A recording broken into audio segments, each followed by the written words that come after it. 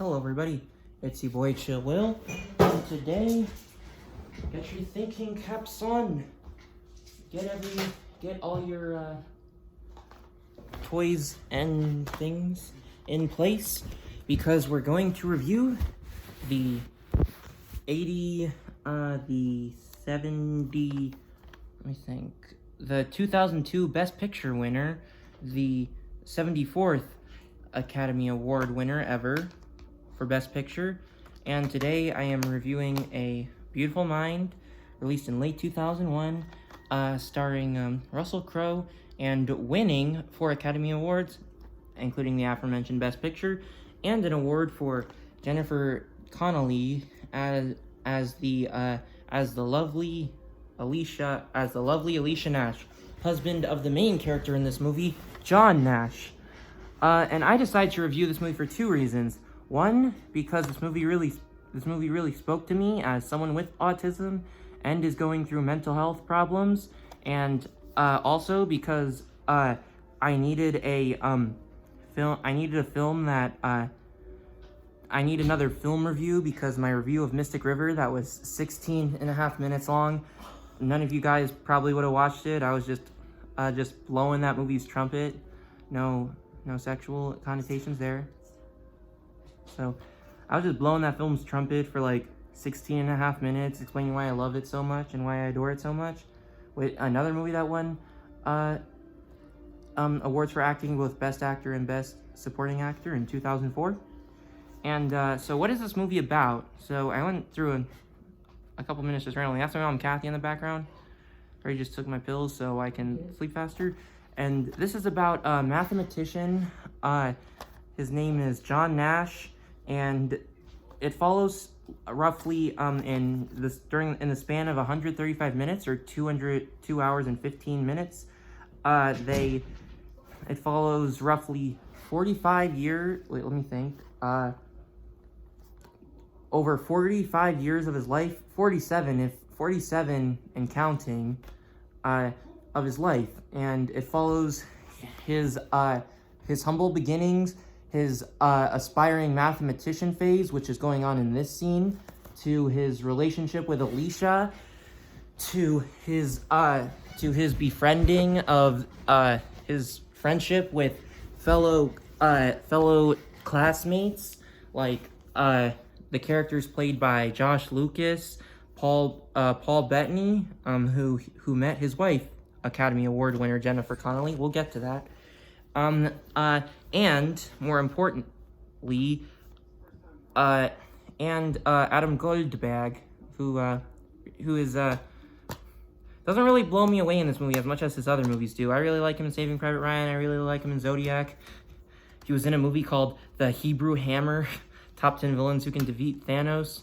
Imagine having all the powers of Judaism all in the palm of your hand. That's essentially the plot of The Hebrew Hammer, a Jewish superhero. A superhero that uses the powers of Judaism specifically to fight crime. And this DVD also comes in some good condition. And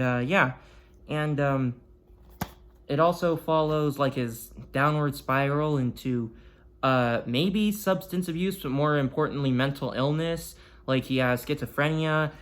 Charles, played by Paul Bettany, may not, and his daughter may not even be real. That's something that's kind of there. It's kind of like a psychological thriller. This is kind of interesting. It's a biopic psychological thriller, and that's what I really like about this movie. Also, I think, don't fault me for this, but the only reason I really like this movie is because my friend was born the day this movie came out, and that friend, his name is Jacob Drewinski. If you're watching, give me a shout out, support my YouTube channel, yeah, follow him at Jacob M. Drew on Instagram. I don't know what he is on Twitter or Snapchat, so yeah, I haven't talked to him in 2 years, going on 3. So yeah, so he was actually born the day this movie came out, and he graduated high school a year ago in 2019, almost 2 years, because it's August now, and I already started school. I'll be graduating in 2021 at 18 years old, which I don't like at all. So I'd rather graduate in 2020. So yeah.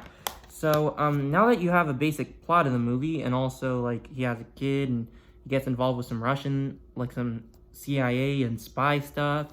Then he gets older. Then at the very end he gets his Nobel Peace Prize with really interesting, really convincing, some surprisingly convincing old age makeup. Still surreal, but it's really nice either way.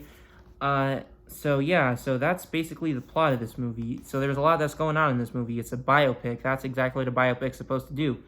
Kind of like Adam Goldberg's own movie Zodiac, or Zodiac in Polish, or Zodiac in Russian. I don't know. Just want there to be a country that speaks both German and Russian, or a country that speaks German that borders a USSR nation that speaks Russian. So that would be kind of hype. Screw you, Hungary. That's why we can't all have nice things. It's because of the country of Hungary. Screw you, János Áder. No offense to my actual Hungarian homies on here, but yeah. So, by the way, I have just been rambling, so let me get onto the performances. Russell Crowe is great as usual. Was nominated for an Oscar, didn't actually win. Ed Harris is really good. Kind of a bit part for him, but only briefly. Here's a brief of the thing. Also, getting it out of the way, the music here is really good. It actually features, let me see, I need a light. Yeah, wait, is it stuck? I think the DVD gets stuck on this one, yeah. It's stuck on here. So wait, let me try to find the,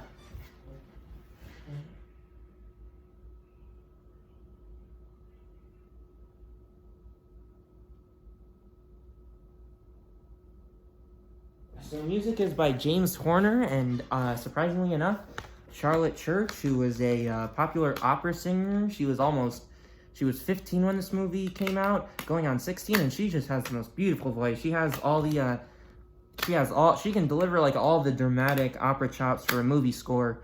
So I love the movie score of this movie. It's just really good in this movie. It's like, it kind of just like beats this movie off. I'm trying not to deliver too much innuendo, but it kind of just like sings this movie's praises so much. It's almost like Gods in General, like a very light version of Gods in General, where the score is just like so bombastic that it just like it almost makes the movie look like propaganda, trying to show you what scenes you have to like enjoy because of it. No offense to the soundtrack, but so Jennifer Connelly she's good. She didn't really deserve the Oscar, or at least, but I'll get to why I don't think she quite really should have won the Oscar, but she was still really good in this movie.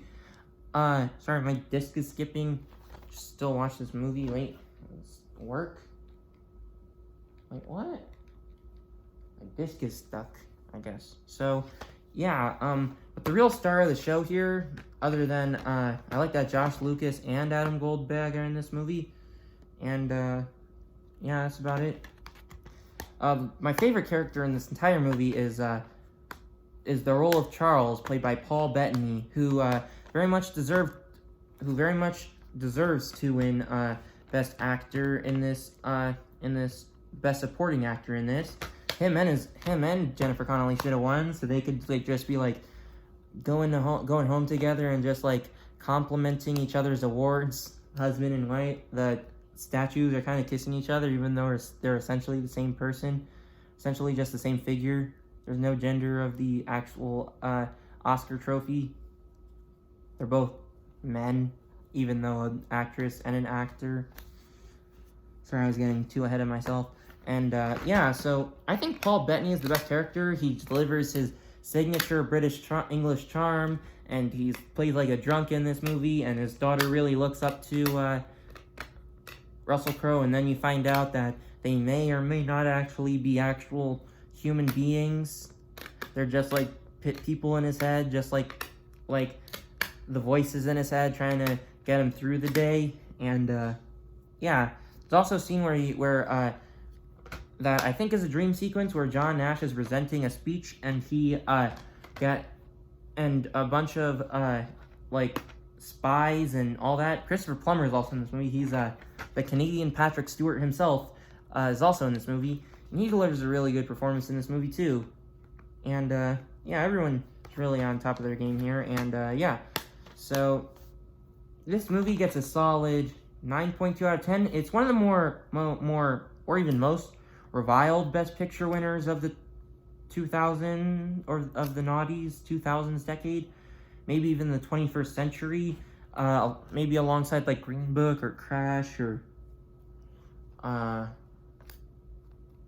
what one in 2008? 2008 was probably some, but it wasn't The Dark Knight. It was Slumdog Millionaire. Yeah, Slumdog Millionaire. One of those three. Or A Beautiful Mind's up there, but I think it's actually better than it. But people criticize it for having like poor representation of mental health. And yeah, it actually did. I think it actually did deserve to win Best Picture. Some of my favorite movies of 2001, especially that came out December 21st, 2001. I also really like The Majestic. That also came out on my homie Jakub Drevenski's birthday, starring Jim Carrey. And yeah, so that's my review. This movie gets a solid 9.5 out of 10. I really love this movie. I could watch it maybe once a week, maybe not as much. That's why the half one is going down. But yeah, so that's my review, everybody. This is A Beautiful Mind. Maybe it goes to like a 9.2, but I'll keep it on a 9.5, whatever. So have a great day, everyone. Watch good movies, my homies.